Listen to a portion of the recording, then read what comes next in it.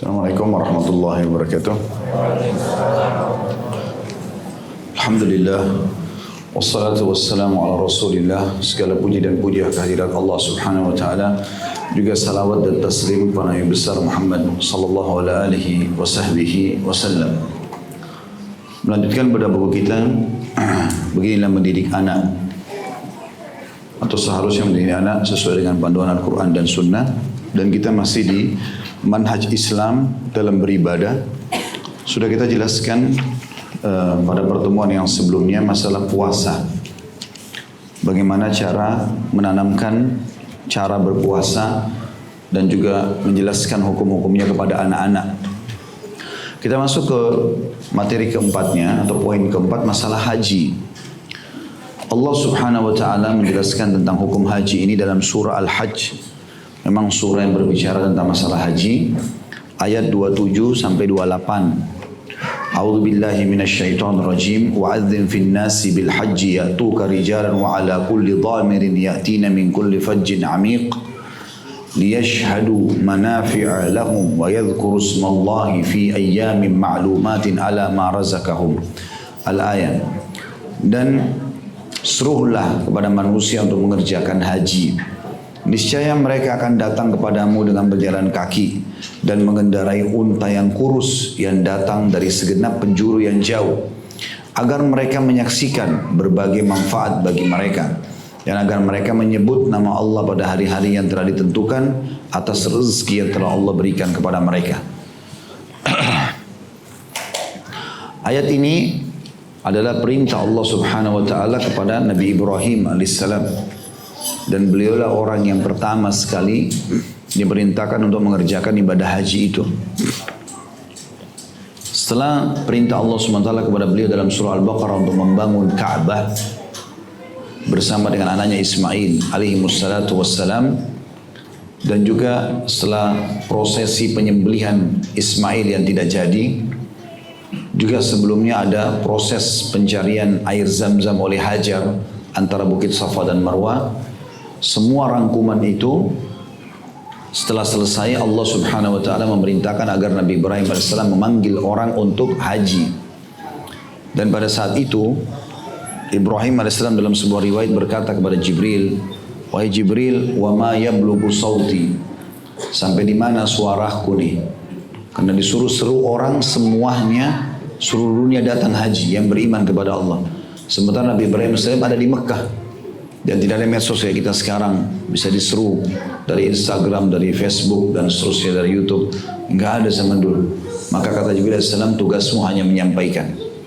Maka Ibrahim AS datang ke salah satu gunung, sebagian riwayat atau athar menyebutkan ke Bukit Rahmah, Jabal Rahmah yang ada di Arafah. Kemudian memanggil manusia, mengatakan, "Hai manusia yang telah beriman kepada Allah, Allah telah memerintahkan kalian untuk datang mengerjakan ibadah haji." Maka Allah pun menyampaikan suara Ibrahim AS ke seluruh penjuru pelosok muka bumi ini. Dan itu makna daripada kalimat ini, dan berserulah kepada manusia untuk mengerjakan haji. Maksudnya, hai Ibrahim, panggillah itu. Dan ini syariat, termasuk syariat Ibrahim AS yang terus berlaku sampai syariat Nabi Muhammad alaihi wassalatu wassalam. Maka kata Allah, setelah kau seru hai Ibrahim, niscaya mereka akan datang kepadamu dengan berjalan kaki. Maksudnya orang yang tidak punya kendaraan, mereka pun tetap akan datang. Dan seruan itu didengar oleh orang-orang beriman. Bagaimana caranya? Allahu a'lam. Pada saat itu memang seperti itu riwayat yang menjelaskan. Dan juga ada yang mengendarai unta yang kurus. Di sini kata ulama tafsir, unta mereka kurus, bukan dasarnya untanya kurus. Tetapi untanya tadinya gemuk, tapi karena perjalanan terlalu jauh sampai kurus. Ya. Karena dikatakan, dan mengendarai unta yang kurus yang datang dari segenap penjuru yang jauh, segenap penjuru muka bumi ini. Semua itu tujuannya agar mereka menyaksikan berbagai manfaat bagi mereka. Manfaat secara keimanan. Karena mereka tawaf, melihat banyak orang selain mereka. Kayak kita sekarang kalau tawaf, kita bisa lihat ada orang Afrika, ada orang bule, ada orang Arab, ada orang Melayu. Banyak. Dan mereka sama-sama tawaf, sama-sama pakaiannya ihram. Juga sama-sama berdoa kepada Tuhan yang satu, Allah subhanahu wa ta'ala. Ini manfaat buat mereka. Karena menambah keimanan. Secara spiritual kita merasa ada tambahannya gitu ya. Begitu juga pada saat kalau haji itu di Mina, di Arafah, di Muzdalifah. Terutama di Arafah ya. Karena di Arafah itu ya, sama hari pertama Mina, hari tasyrik, ya, maaf hari nahar, hari Idul Adha, dan juga hari sebelumnya tarwiyah. 3 hari ini walaupun tarwiyah hukumnya sunnah, itu semuanya yang hadir pakai ihram, laki-lakinya terutama 2 lembar kain putih walaupun dia raja atau presiden, menunjukkan kepada kita bahwasanya semua tunduk kepada satu Tuhan Allah Subhanahu wa taala. Dan kita diingatkan juga tentang hari kebangkitan, bagaimana pada saat manusia dibangkitkan, ada yang di atas gunung, ada yang di jalanan, ada yang sedang duduk, ada yang sakit, segala macam hal. Ini memberikan pelajaran kepada kita dan manfaat tentang adanya hari kebangkitan. Dan sekian banyak manfaat tentunya. Dan agar mereka menyebut nama Allah pada hari-hari yang telah ditentukan. Maksudnya adalah hari-hari haji itu. Kan kita sunnahnya membaca ya, takbir, tahlil, tahmid, ya. Kemudian juga atas rezeki yang telah Allah berikan kepada mereka. Rezeki di sini maksudnya adalah hewan-hewan kurban yang mereka akan kurban dan mereka makan. Karena mulai hari nahar Idul Adha sampai terakhir hari tasyrik. Hari nahar tanggal 10 Zulhijjah, hari tasyrik 11, 12, 13, di sini mereka disunnahkan untuk makan makanan. Bahkan kita tidak boleh berpuasa di hari-hari ini. Kata Nabi SAW, ini adalah hari-hari untuk makan, minum, dan berbiologis bahkan. Ya, dianjurkan dalam hukum syariat kita di hari-hari ini. Tapi di sini rezeki yang Allah berikan maksudnya adalah hewan kurban. Kita nikmati makanan. Karena orang kaya, orang miskin semua makan daging pada saat itu. Semua akan makan daging pada saat itu. Orang kaya pun akan berbagi kepada orang-orang miskin. Saksi bahasan kita adalah suruhlah manusia kepada haji. Kemudian juga firman Allah SWT surah Al-Imran ayat 97. A'udzu billahi minasyaitonir rajim walillahi 'alan nasi hajjul baiti man istata'a ilaihi sabila wa man kafara fa innallaha ghaniyyun 'anil 'alamin. Dan di antara kewajiban manusia terhadap Allah adalah melaksanakan ibadah haji ke Baitullah, yaitu orang-orang yang mampu mengadakan perjalanan ke sana. Makna mampu secara finansial dan fisik, ya. Di sini perlu digarisbawahi teman-teman, jangan tunggu tua baru pergi haji. Sementara dia waktu muda mampu, mudanya habis pergi ke luar negeri, negara-negara orang kafir, nanti sudah tua didorong kursi roda baru ke haji. Ya. Menyusahkan orang, juga dia tidak maksimal dalam ibadah. Akhirnya ada beberapa hal-hal yang dia harus tinggalkan. Nggak bisa pergi jumrah, jumrahin oleh orang iya, tapi kan sayang, dia sebenarnya bisa kerjakan sendiri. Mumpung masih muda, masih kuat, pergi haji. Ya. Barang siapa mengingkari kewajiban haji, nggak ada haji itu, maka ketahuilah bahwasanya Allah Maha Kaya, tidak memerlukan sesuatu dari seluruh alam. Sebagian ulama mengatakan kafir kalau dia memungkiri, ya, nggak ada haji. Kalau dia hanya sekedar tidak mau pergi haji sementara dia mampu, ini dosa besar. Ini dosa besar. Menunda haji sementara mampu dosa besar, nggak boleh. Bahkan Umar bin Khattab marah sekali dengan orang yang sengaja menunda haji. Ya. Beliau menyuruh mengutus utusannya untuk mendatangi wilayah-wilayah. Kalau ditemukan ada orang mampu secara finansial dan fisik tidak mau pergi haji, diambil hartanya. Ya, karena memang ini adalah kewajiban. Juga Allah Subhanahu wa taala memerintahkan haji dalam surah Al-Baqarah 196, A'udzu billahi minasyaitonir rajim wa atimmul hajja wal umrata lillah. Sempurnakanlah ibadah haji dan umrah karena Allah. Artinya ikhlas. Bukan mau pergi sana hanya sekedar mau dipuji pernah haji atau umrah. Ya, terbukti selalu banyak fotonya di sana sini. Ya. Lagi tawaf foto, lagi sa'i foto. Ya. Lagi di kemah foto, Arafah, Mina, pamer sama orang kalau lagi lakukan ibadah. Ini nggak boleh, riak nanti. Kecuali darurat sekali. Misal kita foto untuk kita sendiri, buat anak-anak mungkin.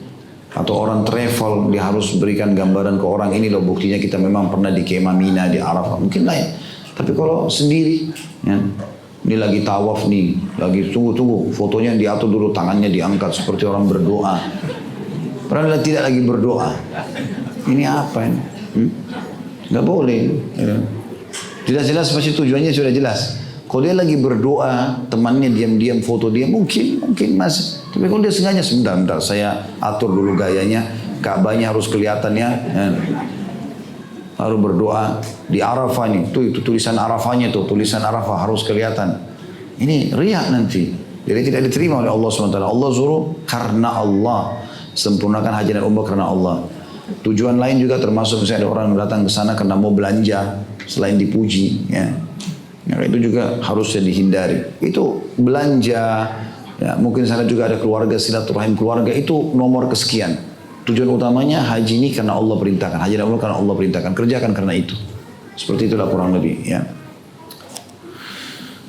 Juga dikatakan haji termasuk rukun Islam. Dari Ibnu Umar radhiyallahu anhu bahwa Rasulullah SAW bersabda, Islam dibangun di atas 5 pondasi, yaitu bersaksi bahwasanya tidak ada Tuhan yang berhak disembah kecuali Allah, dan bahwasanya Muhammad adalah utusan Allah, mendirikan sholat, menunaikan zakat, haji ke Baitullah, dan juga puasa bulan Ramadan.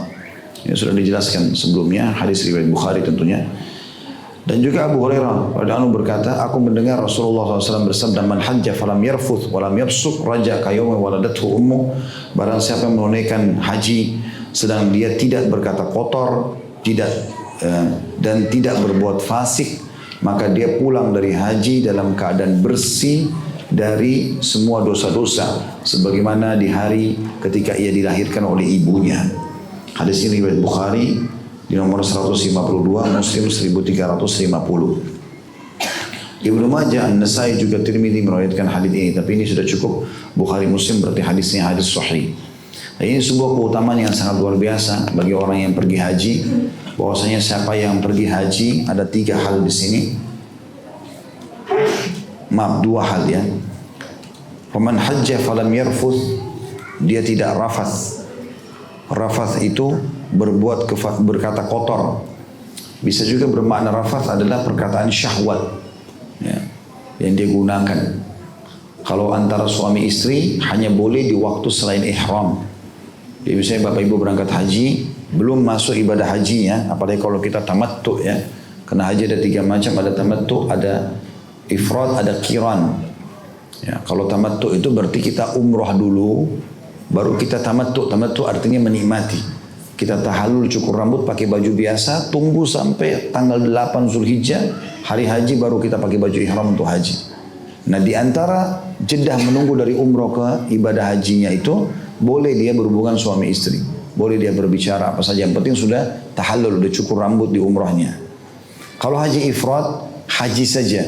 Jadi dia pertama tiba, dia langsung tawaf, kemudian dia menunggu sampai datangnya tanggal 8 Zulhijjah, tapi masih pakai baju ihram. Ini nggak boleh sama sekali mengucapkan kalimat rafath pun, sama istrinya pun nggak boleh, sama suaminya nggak boleh. Kalimat yang bisa mengundang pada syahwat, gitu kan. Kalau haji qiran, haji dulu baru umrah, dibalik dengan tamattu tadi. Nah, kalau ini juga mirip tadi, dia tetap pakai baju ihram, mirip sama ifrad. Nah, makanya yang paling mudah, dan alhamdulillah seluruh jemaah haji kita umumnya memang hajinya tamattu. Mereka umrah dulu, habis umrah mereka nunggu sampai tiba tanggal 8 Zulhijjah, baru kemudian mereka pakai baju ihram lagi. Nah, di situ mereka boleh seperti penduduk Mekah, tinggal di Mekah pakai baju biasa, berhubungan biologis segala macam sama istrinya atau suaminya, itu halal bagi dia. Ini kalau suami istri. Tapi kalau bukan suami istri, hukumnya haram secara mutlak, nggak boleh sama sekali. Ya. Jadi lagi haji kode-kodean sama lawan jenisnya. Bahkan termasuk hal yang dilarang kalau lagi ihram itu melamar atau dilamar. Jadi misal gini, ada bapak ibu, suami istri punya anak gadis di Indonesia, dia lihat sudah layak jadi istri, terus dia lihat di salah satu jemaah ada bujang baik, soleh, lagi ihram nih, misalnya dari Madinah ke Mekah, pakai ihram sudah niat di miqat, di tempat niat, lalu dia bilang sama istrinya, saya mau ketemu anak itu, saya mau minta dia supaya nikah sama anak kita. Ngomong aja bilang, nak nanti kalau habis haji kau nikah sama anak saya, nggak boleh. Itu sama dengan melamar. Nanti setelah ihram baru boleh. Ada larangannya khusus. Kata Rasulullah SAW, orang yang sedang ihram tidak boleh melamar, tidak boleh dilamar, tidak boleh menikahkan, tidak boleh menikah. Ada larangan-larangannya, nggak boleh sama sekali. Ya, jadi rafath itu dilarang. Rafath itu dilarang. Kemudian juga fusuk, walam yafsuk. Fusuk artinya perbuatan jahat, semua perbuatan keji, semua perbuatan tidak baik, dosa nggak boleh.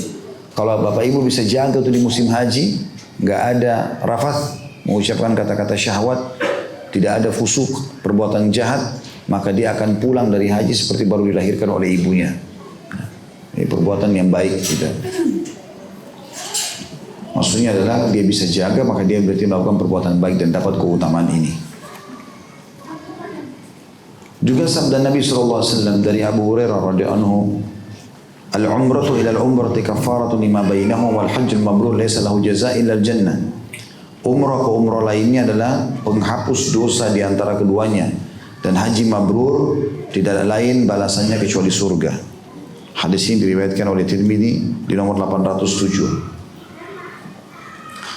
Dan hadis ini tentu disahihkan oleh Syekh Albani dalam Sahih Al-Jami' As-Sahih nomor 2901. Di sini keutamaan yang lain selain tadi dibersihkan dosanya seperti baru dilahirkan oleh ibunya, maka juga dia mendapatkan surga. Karena kata Nabi SAW, umrah ke umrah yang setelahnya berarti ada perintah mengulang-ulangi umrah itu selama Allah berikan kemudahan. Karena dari umrah ke umrah yang lain, misalnya tahun lalu Bapak Ibu sudah umrah, sekarang umrah lagi, maka dosa kita kayak yang kecil-kecil, dosa kecil selama setahun bersih. Ya. Kemudian haji yang mabrur, maksudnya haji yang mengikuti syarat dan rukun, nggak ada balasannya kecuali surga, dijamin surga. Jadi seperti dapat tiket pulang dari haji itu surga. Makanya berapapun biaya, kalau mampu bayar saja, karena balasnya terlalu besar gitu. Diampuni dosanya, masuk surga, dapat tiket itu. Dan ingat, ini perlu diikuti syaratnya, tidak boleh ada pelanggaran selama haji. Ibadah aja, fokus ibadah ya kepada Allah Subhanahu wa taala. Juga dari Abu Hurairah radhiyallahu anhu bahwasanya Rasulullah SAW bersabda, iringilah antara haji dan umrah karena keduanya akan menghilangkan dosa dan kefakiran sebagaimana alat tiup tungku pandai besi menghilangkan karat besi, emas dan perak. Dan haji yang mabrur tidak ada balasan melainkan surga. Ini ada disebutkan hadis riwayat Bukhari, Muslim. Ya. Ada footnote nomor 43 di bawah ya. Riwayat Bukhari di jilid 3 halaman 476, Muslim nomor 1349. Nah, ini keutamaan yang lain lagi. Ya, sering saya bahasakan atau salah satu yang saya masukkan dalam 10 atau 15 poin ya. Kiat menambah rezeki. Di judul ceramah kami, saudaraku inilah rahasia rezekimu, itu adalah haji dan umrah. Karena beranjak daripada hadis sahih ini. Kata Nabi SAW, ikutilah atau iringilah antara haji dan umrah. Sering kerjakan haji umrah, rutinkan. Karena keduanya akan menghilangkan dosa, bersih dosa-dosa dan kefakiran. Mana kefakiran berarti Allah akan buat dia akan kaya, gak miskin lagi. Sebagaimana alat tiup tungku pandai besi menghilangkan karat besi. Kita kalau punya besi berkarat, kita bawa ke tukang las atau dia pakai api, itu bisa keluar semua karat-karatnya. Nah seperti itu. Jadi maksudnya kita sudah berkarat dengan dosa ini bisa bersih dengan umrah dan haji tadi. Juga bagaimana emas dan perak dibersihkan sampai mengkilat. Dan ketahuilah haji yang mabrur mengikuti syarat dan rukun tidak ada balasannya melainkan surga. Ibnu As-Sunni rahimahullah meriwayatkan dari Ibnu Umar radhiyallahu anhu, dia berkata, seorang anak datang kepada Nabi SAW lalu berkata, aku ingin berhaji. Dia pun berjalan bersama Rasulullah SAW lalu beliau bersabda, wahai anak kecil, semoga Allah membekalimu dengan takwa, mengarahkanmu kepada kebaikan dan memenuhi hasratmu. Ketika anak itu kembali kepada Nabi SAW, Ketika anak itu kembali kepada Nabi SAW, beliau bersabda, wahai anak kecil, semoga Allah menerima hajimu, mengampuni dosamu dan menggantikan biaya yang telah kau keluarkan. Ini diriwayatkan Tabarani di jilid 12 halaman 292, dalam Majma' jilid 3 halaman 211 dan Awsat nomor 4548. Riwayat ini dipegangi oleh atau diyakini oleh sebagian besar ulama bahwasanya bolehnya anak kecil walaupun belum balik diajak haji dan umrah. Dan yang panen pahalanya adalah orang tuanya. Dikuatkan dengan riwayat Bukhari lain, pernah Nabi SAW pada saat mau haji, sudah mau masuk Mekah, itu ternyata ada satu suku Arab lagi lewat. Dan mereka ditegur oleh Nabi SAW setelah mengucapkan salam, mereka jawab. Lalu kata Nabi SAW, siapa kalian? Disebutkan. Mereka bilang, ditanyakan, lalu mereka katakan kami dari suku ini dan itu, disebutkan nama sukunya. Kemudian mereka bertanya, siapa anda? Karena mereka tidak kenal wajahnya Nabi.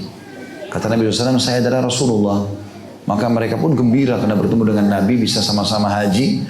Kemudian ada satu ibu angkat anak kecil, anaknya masih kecil belum balik, digendong. Dia mengatakan, ya Rasulullah, apakah anak ini boleh haji? Kata Nabi SAW, iya, dan pahalanya untukmu. Maksudnya untuk orang tuanya. Ini sangat baik dalam pendidikan anak ya. Nanti akan kita simpulkan insya Allah bagaimana manfaat secara kejiwaan kepada anak-anak dalam pada saat kita ngajak haji dan umrah. Insya Allah nanti penutupannya saya baca dulu semua, baru saya jelaskan insya Allah. Kata beliau, tentu riwayat ini menjelaskan pada saat anak itu pergi haji dan Nabi SAW mendoakan supaya terpenuhi hasratnya. Waktu pulang Nabi SAW mendoakan semoga Allah menerima hajimu, mengampuni dosamu walaupun ada, dan menggantikan biaya yang telah kau keluarkan. Artinya akan ada rezekimu. Inilah pendidik yang sebenarnya, kata penulis. Semoga Allah melimpahkan salawat dan salam kepadanya, maksudnya Nabi Muhammad SAW. Beliau peduli terhadap pengajaran bagi anak, memperhatikan haji dan menanamkannya di hati mereka, dan mendoakan agar haji mereka diterima. Semua itu menunjukkan perhatian Nabi SAW terhadap pengajaran haji bagi anak-anak. Al-Bukhari, Ahmad dan Tirmidzi rahimahumullah, dan dia mensahihkan meriwayatkan dari As-Sa'ib bin Yazid radhiyallahu anhu, dia berkata, aku diajak menunaikan haji bersama Rasulullah SAW dalam haji wada. Ketika itu aku berumur 7 tahun. Hadis ini riwayat Bukhari nomor 1858. Berarti anak kecil boleh diajak haji dan umrah, gitu kan.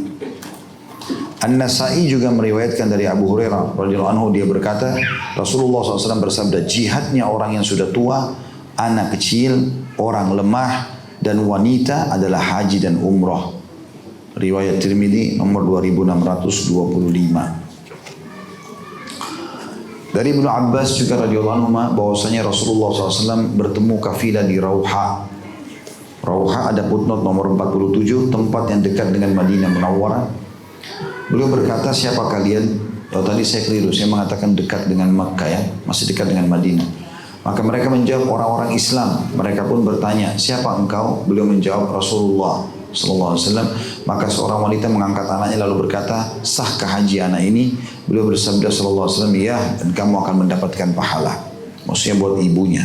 Hadis riwayat Muslim nomor 1336. Di sini teman-teman sekalian, dari apa yang sudah kita bacakan tadi, menjelaskan kepada kita tentang pentingnya mengetahui masalah haji itu. Itu pelajaran pertama dulu. Bapak-bapak ibu harus tahu apa itu haji, karena dia rukun Islam kita yang kelima. Maka saya akan jelaskan pada kesempatan ini rukun-rukun haji. Rukun haji yang pertama itu adalah niat. Sebagian ulama tidak masukkan ini ya, tapi sebagian lagi memasukkan niat. Dan niat ini dilakukan di miqat. Di miqat. Miqat itu tempat yang sudah ditentukan dalam syariat. Kalau kita dari Indonesia menuju ke Saudi dan kita niatnya ingin langsung masuk ke dalam Mekah, misalnya dari Jakarta ke Jeddah langsung masuk Mekah, maka ihramnya di atas pesawat, diikuti dengan niat. Nanti kita akan jelaskan yang kedua rukunnya adalah ihram ya. Jadi ada satu miqat, itu masuk wilayah Yaman, perbatasan Yaman sama Saudi di selatan Jazirah Arab. Kurang lebih 15 menit sebelum landing di Jeddah. Maka kalau penerbangan negara-negara Arab kayak Saudi, Emirat, Qatar, Ittihad dan lain-lain ini, pasti mereka sampaikan, kita sekarang di atas miqat. Atau sebelumnya diingatkan, sebentar lagi setengah jam kita akan lewati miqat, namanya Yalamlam. Maka yang mau umrah, mau haji silakan siap-siap untuk niat. Nah, kalau lewat kita niat. Apa niatnya? Sederhana. Kalau umrah, labbaik Allahumma umratan. Ya Allah, aku jawab panggilanmu dengan santun untuk umrah. Labbaik itu artinya aku jawab panggilanmu dengan santun. Labbaik Allahumma umratan, aku jawab panggilanmu dengan santun untuk umrah. Kalau haji labbaik Allahumma hajjan. Ya Allah, aku jawab panggilanmu dengan santun untuk haji. Ya gitu. Itu kalau jalurnya Bapak Ibu Jakarta Jeddah langsung mau masuk ke Mekah, ya. Niatnya di atas pesawat. Kalau jalurnya adalah Bapak Ibu ke Madinah dulu, jadi turun di Jeddah atau langsung pesawatnya ke Madinah, sekarang sudah ada rute langsung Jakarta Madinah, maka tidak ada niat dulu. Karena kita belum langsung umroh, kita masuk Madinah dulu. Ya, di travel kami seperti itu. Pasti jalurnya kita umumnya ke Madinah dulu. Karena kalau ke Madinah dulu kita tujuannya supaya mengadaptasikan jemaah. Biar jemaah adaptasi dulu dengan cuaca, waktu. Karena kadang-kadang kita yang belum pernah berangkat sering ngantuk biasanya. Karena kan dia mundur 4 jam. Kayak misalnya di sana Isya setengah 9 malam biasa kalau musim dingin. Atau bisa mendekati jam 9 malam. Itu kita maju 4 jam Indonesia. 9 tambah 4 gitu kan. Itu kan sudah jam 1 malam. Nah jam 1 malam ini di Indonesia biasanya sudah ngantuk. Nah kita kalau masuk Madinah dulu sudah adaptasi dulu. Tujuan untuk itu, apalagi kalau cuaca juga mungkin kadang-kadang ada yang pas tiba musim panas yang ekstrim sampai 50, 45 derajat, 45 sampai 50 derajat. Atau musim dingin sampai 5 derajat, kadang-kadang Madinah jadi dingin. Atau 7, kan gitu. Di musim-musim kayak sekarang ini musim-musim dingin. Desember, ini Januari musim-musim dingin gitu kan. Memang orang kalau berangkat yang suka tidak mau keringat apa ya waktu-waktu ini paling tepat. Intinya kalau masuk Madinah dulu maka kita tidak niat dulu. Nanti setelah mau ke Mekah atau pada saat mau ke Mekah kita akan lewati ada mikot lain di Madinah namanya Bir Ali atau nama lainnya Dzul Khulaifah. Nabi SAW pernah niat dari situ. Nah, nanti dari kamar hotel jemaahnya semuanya sudah pakai baju ihram. Ya, kemudian keluar pas lewat mikot niat di situ. Nah, itu niat. Yang kedua adalah ihram sendiri, pakai baju ihram. Khusus laki-laki mereka memakai 2 lembar baju ihram. Memakai 2 lembar baju ihram yang lebih afdal warna putih dan tidak boleh berjahit. Tapi boleh warna lain. Makanya kalau ada travel baju ihramnya ada labelnya biasanya itu nggak dilarang. Karena boleh warna lain. Tapi lebih afdal putih semua, lebih afdalnya gitu ya. Untuk laki-laki dan tidak boleh berjahit. Untuk perempuan ibu pakai baju lengkap. Yang jelas menghindari warna syuhrah. Warna syuhrah itu warna nyolok. Menghindari tersingkapnya aurat, misalnya terlalu ketat ya. Dan menghindari warna putih. Karena warna putih ini warna khasnya laki-laki. Ibu pakai warna coklat tua, coklat muda, biru, hitam, ihramnya begitu. Karena ihram laki-laki putih. Ada beberapa travel malah dikasih baju putih jemaahnya. Perempuannya mestinya jangan. Pakainya warna selain putih. Karena Nabi SAW bersabda kepada para laki-laki, pakailah baju putih karena itu baju terbaik buat kalian. Buat laki-laki. Gitu kan. Jadi kalau ibu-ibu pakai ini mirip kalau laki-laki pakai pink. Ya. Jadi lebih baik kalau ihram dihindari gitu kan. Baik. Nanti ibu pakai baju lengkap, kalau ibu tidak ada masalah, kita sekarang bicara bapak-bapak. Nah kalau lagi pakai baju ihram, bapak-bapak tidak boleh lagi ada pakaian lain kecuali 2 lembar kain ihram itu. Gak boleh pakai celana dalam, gak boleh pakai kaos dalam, gak boleh pakai baju berjahit. Kecuali dia sakit, darurat, habis operasi segala macam, harus ada yang diikat bagian perutnya, pahanya, lututnya segala macam itu lain. Tapi kalau normal gak boleh ada apa-apa. Pokoknya 1 kain di bawah, 1 kain di atas saja. Itu saja, itu ihram. Ihram boleh dipakai di mana saja, tapi belum berlaku hukumnya sampai kita niat. Contoh misal, tadi kalau kita mau berangkat dari Jakarta ke Jeddah, Jeddah langsung masuk Mekah. Kan tadi saya bilang niatnya di atas pesawat. Nah dari Indonesia nggak usah pakai ihram dulu karena kelamaan, kan 9 jam penerbangan. Tapi sejam, 2 jam sebelum landing, nah itu udah bisa pakai ihram, masuk kamar mandi tinggal ganti baju pakai ihram. Itu bapak-bapak, ibu-ibu tentu sudah pakai siap saja. Ini bapak-bapaknya gitu kan. Tapi kalau dia mau pakai dari Indonesia juga nggak masalah. Tapi belum berlaku padanya larangan-larangan ihram. Nanti akan saya jelaskan apa kewajiban ihram, apa sunnahnya, apa hal-hal yang dilarang ya, ataupun pembatalnya gitu. Jadi nanti kalau sejam 2 jam sebelum landing di Jeddah, kalau mau masuk langsung Mekah baru ganti ihram di pesawat. Kalau dari Madinah nggak ada masalah. Tapi saya kalau di travel kami ingatkan itu. Bapak-bapak terutama dan ibu-ibu sudah, terutama bapaknya sudah harus pakai ihram dari kamar hotel. Jangan nanti di mikot, karena kalau di mikot banyak orang. Antri lama di WC, kalau segala macam. Di kamar hotel enak. Masing-masing punya kamar hotel. Habis sholat subuh atau habis sholat duha, tergantung travelnya mau jalan jam berapa ke Mekah. Baru kita siap-siap gitu loh.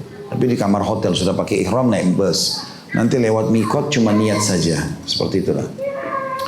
Baik, tadi sudah kita bahas niat, kita sudah bahas juga ihram. Sekarang kita masuk masalah kalau sudah bergabung antara ya niat sama ihramnya, sudah lewat mikot, sudah baca labbaik Allahumma umratan atau labbaik Allahumma hajjan ya. Maka pada saat itu berlaku hal-hal yang berikut ini. Yang pertama kewajiban talbiyah. Labbaik Allahumma labbaik, labbaik la syarika laka labbaik, innal hamda wan ni'mata laka wal mulk la syarika lak.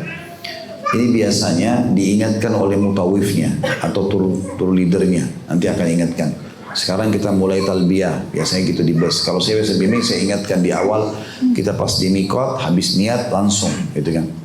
Nah, kalau kami bimbing biasanya jemaah saya malah saya nggak izinkan lagi turun di mikotnya, karena kalau lagi padat. Mereka sudah selesaikan di kamar hotel, kita di bus niat di situ, lalu kita jalan, gitu kan, supaya menghemat waktu ke Mekah biasanya. Kemudian kewajiban selain talbiyah juga kita masuk ke sunnah ihram. Sunnah ihram itu sebelum pakai ihram disunnahkan sunnah.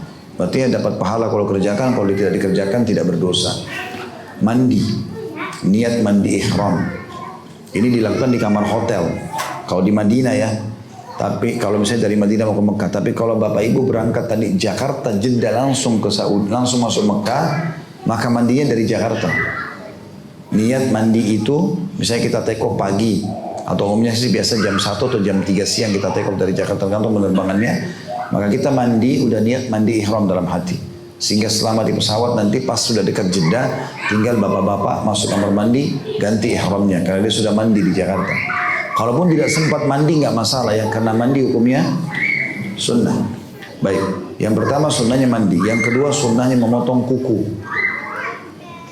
yang ketiga mencukur bulu ketiak, yang keempat mencukur bulu kemaluan, yang kelima khusus laki-laki mencukur kumis. Ini sunnah-sunnah ihram. Dianjurkan dikerjakan. Jadi ini kalau saya biasa pandu jemaah kami, kalau misalnya dari Madinah ke Mekah, di kamar hotel sudah saya tekankan, selesaikan itu. Udah potong kuku, udah cukur bulu ketiak, bulu kemaluan, sudah mandi gitu kan. Dan pada saat mandi boleh pakai sampo, pakai sabun sebersih mungkin, baru kemudian pakai ihramnya. Kemudian kita masuk ke larangan-larangan ihram. Larangan ihram yang pertama, kalau sudah lewat miqat, sudah niat, sudah pakai baju ihram, maka nggak boleh lagi berkata-kata syahwat tadi. Rafath itu, walaupun suami istri. Boleh nggak bersebelahan Ustaz? Boleh. Boleh bergandengan nggak? Boleh. Tapi jangan kode-kodean nanti malam ya. Nggak boleh. Pokoknya bahasa-bahasa jurus ke sana nggak boleh. Gitu. Kalau sudah niat dan sudah ihram ya. Kemudian yang kedua, tidak boleh menikah, tidak boleh dinikahkan, tidak boleh melamar, tidak boleh dilamar. Sebagaimana hadits Nabi. Yang ketiga, tidak boleh lagi pakai wangi-wangian. Termasuk tisu basah, cari yang tidak ada parfumnya, sabun. Nanti kalau tiba dari Madinah ke Mekah, atau pas tiba di Jeddah tadi kemudian masuk Mekah, masuk kamar hotel, jangan sampai pakai sabun. Boleh nggak Ustaz? Saya kan sudah ihram, sudah niat, pas masuk Mekah kan biasanya travel tuh kasih ini dulu, kasih kunci kamar hotel, suruh masuk. Habis itu kita makan malam biasanya, baru umroh gitu kan. Boleh nggak pas di kamar mandi ini mandi? Boleh, tapi jangan pakai sabun sama sampo. Segarin badan boleh, tapi nggak boleh lagi pakai sabun sama sampo. Itu sampai selesai ihram nanti ya, baru bisa. Jadi nggak boleh pakai wangi-wangian. Bagi laki-laki termasuk larangan yang keempat adalah tidak boleh menutup bagian kepala, baik dengan topi yang melekat langsung atau surban atau ihramnya sendiri. Mungkin karena dia panas dia tutup kepalanya, nggak boleh. Kalau sengaja ini kena hukuman dan sembelih kambing. Biasa saya godain jemaah saya, kalau bapak-bapak yang mau melanggar berarti mau bagi-bagi kambing dengan kami. Ya. Karena itu sembelih kambing, kena dam. Tidak boleh lagi tadi yang sunnah ihram dilakukan, itu yang kelima. Nggak boleh potong kuku, ya. Nggak boleh lagi cabut bulu dari badan, kecuali tidak disengaja. Misal orang kebiasaan gigit kukunya, dia lagi ihram dia nggak sengaja, maka nggak kena dam. Nggak kena sembelih hewan. Tapi kalau dia sengaja, ini kena ya. Misalnya ada orang garuk kepalanya gatal, rontok rambutnya, itu nggak kena dam, karena dia tidak sengaja. Boleh sengaja dia cabut-cabut, ya, maka sembelih kambing. Ya. Kemudian juga termasuk ada larangan dalam ihram adalah tidak boleh berburu hewan darat, tidak boleh berburu hewan. Gitu. Mungkin Bapak Ibu bilang, untuk apa berburu hewan? Di zaman sekarang iya, zaman dulu orang masih pakai begitu. Ya, Allah sebutkan dalam surah Al-An'am itu, dilarang, hai orang beriman, jangan kalian berburu sementara kalian ihram. Jadi orang dulu itu naik kuda, naik unta. Mereka kalau kehabisan bekal, mereka berburu kelinci kah, rusa kah, untuk dimakan, itu nggak boleh. Itu dilarang oleh Allah Subhanahu wa Ta'ala. Dan tentu kalau yang berhubungan dengan tadi kata-kata saja syahwat tidak boleh pada pasangan, lebih-lebih lagi biologis. Kalau sampai terjadi biologis masih ihram, belum selesai rukun-rukunnya, maka hajinya atau umrohnya batal. Ya, dan ini kena hukuman, dia harus kena mengulangi haji tahun depan, dan haji tetap harus dilanjutkan, gitu kan. Jadi di sini harus dijaga baik-baik sampai selesai ihram. Baik, itu larangan-larangan ihram sendiri. Kemudian kita masuk rukun yang ketiga, tawaf. Sudah sebutkan tadi niat, sudah sebutkan ihram. Ihram juga kita bagi, ada kewajiban ihram, ada sunnah ihram, ada larangan ihram. Kemudian yang ketiga adalah tawaf di rumah Allah SWT. Tawaf dengan menjadikan Ka'bah di sebelah kiri kita, dimulai dari garis Hajar Aswad. Garis Hajar Aswad. Jadi kalau ini sebagai contoh saja, kalau handphone ini kita ibaratkan dengan Ka'bah, ini contoh saja. Jangan lagi diperintir ceramah saya. Ya. Jadi kalau 4 sudut Ka'bah ini, ada sudut yang ada pintu Ka'bah. Di sebelahnya ada Hajar Aswad, batu hitam yang sunnahnya dicium. Nah di sini, dari sini kita mulai start tawaf. Ya. Mulai kita start tawaf di Hajar Aswad itu. Nah cara melihatnya, kalau kita misalnya anggap meja ini ujung Hajar Aswad, maka kita kalau lihat garis miring ke sana, kita akan temukan di tembok Masjid Haram. Jadi kalau kita lihat sebelah kanan kita, garis miringnya Hajar Aswad, jadi misalnya sudut meja ini garis miring ke sana. Kurang lebih ke speaker itu misalnya contoh, itu akan ada di tembok Masjid Haram lampu warna hijau. Saya kalau lagi bimbing tahu saya ingatkan, Bapak Ibu ingat lampu hijau, lihat lampu hijau. Karena kita harus berada deretan itu. Lampu hijau itu kalau kita berdiri miring, kita menghadap ke Hajar Aswad. Jadi kayak sudut ini saya harus berdiri di sebelah sininya. Ya. Baru kemudian kita mengangkat tangan mengatakan Bismillahi Allahu Akbar sekali saja. Gak usah cium jauh.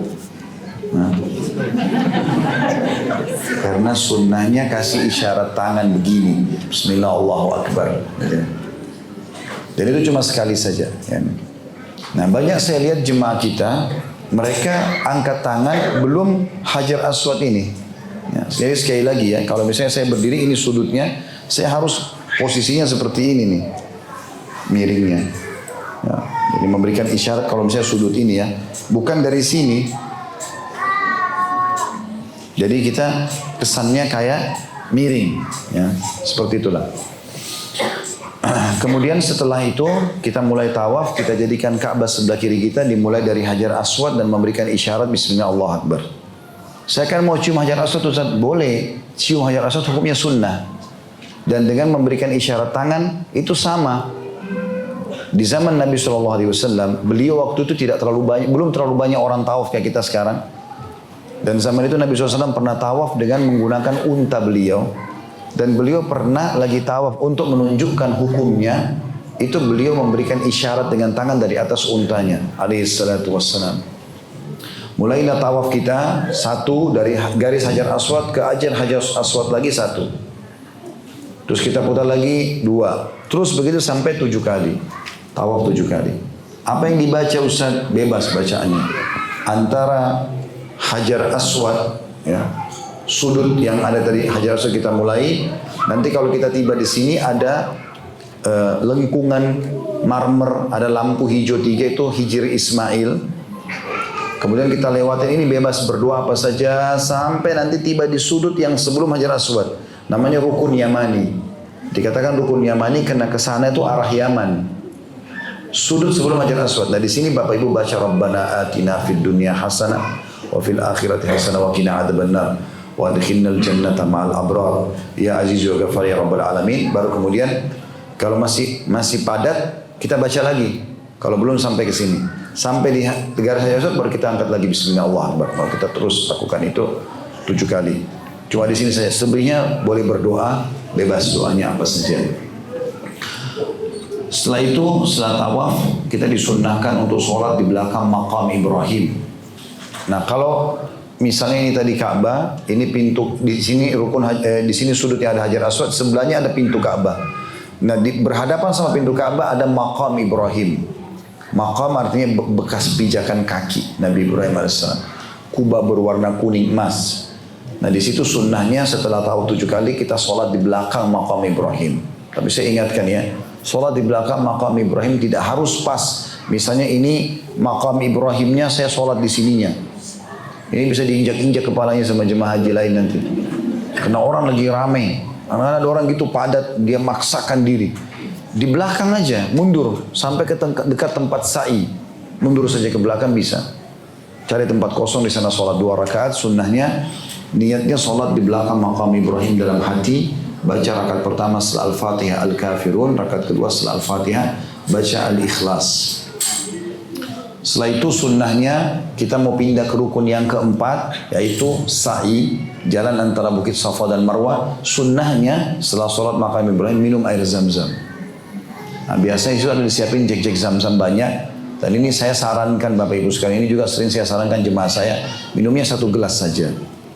Hanya sebagai syarat sunnah. Karena Bapak Ibu masih mau pergi ke tempat sa'i.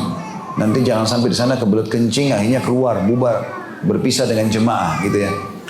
Maka lebih baik minumnya gitu. Menghadap kiblat, berdoa. Kata Nabi SAW, zam-zam liman syuribalah. Zam-zam sesuai dengan niat orang yang meminumnya. Kata Imam Syafi'i rahimahullah, saya minum zam-zam dengan meminta 3 hal. Saya minta yang pertama supaya panahan saya tidak meleset. Karena beliau suka memanah dan setelah minum zam-zam tidak pernah meleset panahanku. Yang kedua, saya minta agar menjadi ulamanya muslimin. Dan siapa yang tidak kenal Imam Syafi'i rahimahullah sebagai ulama madhab, itu imam madhab. Kemudian yang ketiga, saya minum zam-zam minta masuk surga. Jadi minum. Dan usahakan selama di sana, Mekah sama Madinah selalu minum zam-zam. Bawa, biasanya travel pasti kasih botol minum, isi selalu air zam-zam. Ya, dan zam-zam itu subhanallah mempengaruhi dan tidak dipengaruhi. Maksudnya begini, kalau kita bawa 1 jek zam-zam, terus kita habis sholat duhur misalnya, kita pulang ke hotel makan siang, kita kan minum zam-zam tuh. Nah, supaya zam-zamnya tidak habis, tambah air biasa. Dia akan pengaruhi air lain menjadi zam-zam. Jadi kalau misalnya kita punya botol air mineral begini, kita taruh sedikit saja zam-zam, itu sudah berubah jadi zam-zam semua. Jadi zam-zam itu tidak akan habis kalau kita faham masalah itu. Walaupun nanti kalau kita ke masjid lagi, ambil lagi, gitu kan?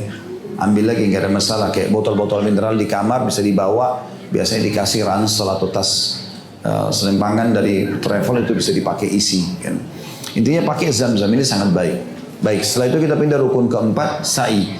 Jalan antara Safa dan Marwah. Tentu nanti ini di travel Bapak Ibu akan dipandu ya. Safa dan Marwah berjalan. Dimulai dari Safa, diakhiri ke Safa ke Marwah 1. Ini 7 kali. Marwah ke Safa 2, Safa ke Marwah lagi 3, Marwah ke Safa 4, Safa ke Marwah 5, Marwah ke Safa 6, terakhir itu Safa ke Marwah 7. Ini bukit, 2 bukit gunung yang pernah Hajar alaihissalam istri Nabi Ibrahim waktu pertama cari air, bolak-balik. Ya. Nah, Safa ke Marwah ini, antara Safa ke Marwah, di Safa itu yang dekat dengan Safa ada lampu hijau. Di situ sunnahnya laki-laki berlari. Perempuannya jalan cepat saja atau jalan saja biasa. Biasanya bapak-bapak saya suruh lari di ujung lampu hijau itu kurang lebih jaraknya sekitar 10 meter. Di situ nanti ibu-ibunya tinggal nyusul. Gitu ya. Dan di sini antara Safa dan Marwah, di Safa selalu baca firman Allah, A'udzubillahi minasyaitonir rajim, inna Safa wal Marwata min sya'airillah. Sesungguhnya Safa dan Marwah termasuk tanda-tanda kebesaran Allah. Faman hajjal bait Inna Safa min sya'airillah faman hajjal baita wa i'tamara fala junaha alaihi at-tawaf bihima.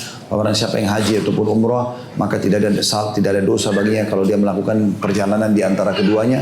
Waman tatawwa khairan fa innallaha syakirun alim. Siapa yang melakukan ini karena kebaikan, niat karena Allah, Allah pasti zat yang tahu berterima kasih atau akan menilai kebaikan tersebut dan Maha mengetahui niat hamba-hambanya.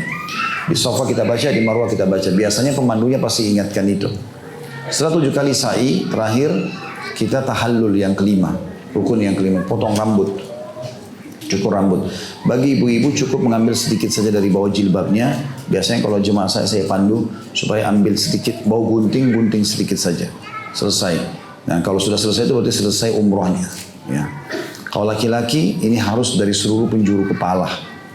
Seluruh penjuru kepala. Jadi kalau yang paling afdal gundul, dicukur semua kepalanya.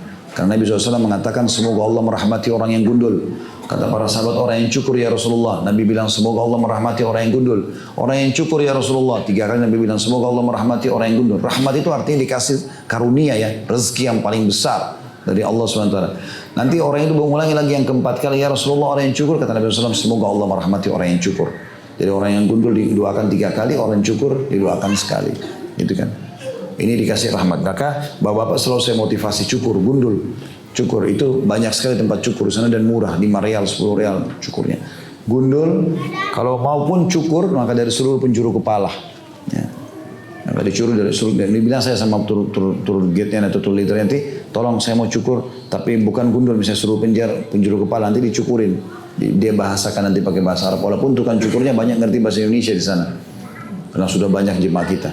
Nah kalau sudah tahallul, maka pada saat itu sudah halal semuanya. Buka ihram, maka suami istri sudah boleh berhubungan biologis, segala macam. Ya, dan mereka sudah bisa pakai baju biasa dan seterusnya. Sudah boleh mandi, sudah boleh pakai sabun, pakai wangi-wangian, segala macam. Ini dibolehkan. Khusus haji, ya, ini umroh. Kalau haji ditambah dengan beberapa kegiatan. Saya mungkin tutup dengan ini, untuk pertanyaan kita tunda, Kamis akan datang. Karena saya masih bahas masalah haji ya. Masih ada beberapa yang perlu kita baca. Haji itu 6 hari. Tanggal 8 sampai tanggal 13 Zulhijjah. Tanggal 6 hari ini, 2 harinya sunnah, 4 harinya wajib. Tanggal 8 Zulhijjah dikenal dengan hari Tarwiyah sunnah. Kemudian itu jemaah haji pakai baju ihram masuk ke Mina. Mereka tinggal di Mina di situ. Hari Tarwiyah. Tapi ini sunnah, tidak semua orang lakukan. Sebaiknya kalau bapak ibu pakai travel, minta supaya hari Tarwiyah masuk ke Mina. Itu saya lihat waktu saya kemarin bimbing itu, banyak kosong Mina. Karena orang masih tinggal di apartemennya. Atau tinggal di tempatnya. Sayang, mesti dia kerjakan walaupun ini sunnah. Tanggal 9 Zulhijjah ini hari wajib. Pertama, hari Arafah. Dari mulai pagi terbit matahari, dari waktu duha sampai terbenam matahari. Kita tinggal di Arafah dan ini beribadah kepada Allah SWT, berdoa, beribadah semuanya, sholat. Kemudian malamnya, tanggal 9 itu malam lebaran Idul Adha, kita masuk ke Muzdalifah. Ya. Setelah itu, besoknya tanggal 10, hari raya Idul Adha, di situ jemaah haji pergi jumrah, melontar jumrah. Namanya jumrah Aqabah, jumrah yang pertama, jumrah ada 3. Melontar saja, tidak usah bilang melontar syaitan, karena nggak ada syaitan di situ. Nah. Jadi melontar, di situ kemudian setelah melontar boleh cukur rambut, tahallul pakai ganti baju biasa. Gitu kan? Atau dia bisa kerjakan di Idul Adha itu pilihan lainnya adalah dia berkurban. Juga habis kurban boleh tahallul. Salah satunya boleh dipilih tahallulnya, tapi tetap harus dikerjakan. Kemudian yang ketiga yang dia bisa pilih, yang dia harus lakukan dan itu bisa pilihan. Maksudnya mana yang dia dahulukan boleh tawaf ifadah, tawaf wajibnya haji. Khusus bagi suami istri, kalau mereka habis jumrah hari raya Idul Adha ini, mereka cukur rambut, boleh ganti baju biasa tapi belum boleh biologis. Juga kalau dia sudah kurban, boleh tahallul ganti baju biasa, semuanya halal kecuali biologis. Tapi kalau dia tawaf ifadah, dia tawaf wajib haji sama sa'i, selesai walaupun belum kurban dan belum jumrah, dia boleh biologis. Tawaf ifadahnya. Makanya biasa travel-travel yang bawa suami istri pasti dari Muzdalifah malam lebaran ke Masjid Haram dulu. Tawaf dulu. Supaya jangan ada jemaahnya melanggar nih. Gitu kan. Kalau melanggar nanti batal hajinya. Seperti itulah. Nah setelah itu tanggal 10 itu tinggal di Mina dengan baju biasa. Hari itu cuma jumrah, berkurban dan tawaf ifadah. Kemudian dia tinggal di Mina selama 4 hari. Hari Raya Idul Adha tanggal 10 dan hari Tasyrik 11, 12, 13. Nah di tanggal 11, 12, 13 ini 11, 12-nya wajib, tanggal 13-nya sunnah. Dan hari itu mereka cuma jumrah, melontar.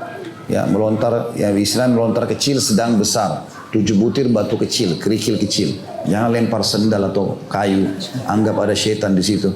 Ada orang aneh-aneh kadang-kadang. A'udzubillahi minasyaitonirrajim, lempar. Padahal tidak ada syaitan di situ. Itu cuma mengikuti simbolik, mengikuti apa yang pernah Ibrahim AS lakukan. Seperti itulah.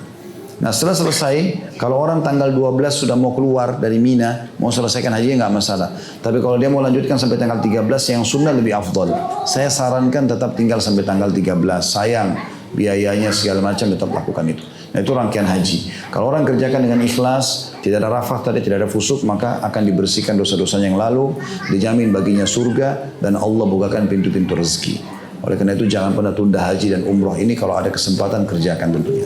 Ini penyampaian kita, sudah masuk waktu. Insya Allah pertanyaan kita akan jawab di pertemuan akan datang, karena masih ada sekitar 2 lembar kita harus baca dari metode pendidikan anak. Dan akan saya tambahkan tentunya ya, manfaat apa yang bisa kita berikan kepada anak masalah haji. Sekarang saya baru jelaskan masalah manasik haji dan umrohnya saja. Allahu a'lam. Itu saja. Subhanakallahumma bihamdika asyhadu an la ilaha illa anta astaghfiruka wa atubu ilaik. Wassalamualaikum warahmatullahi wabarakatuh.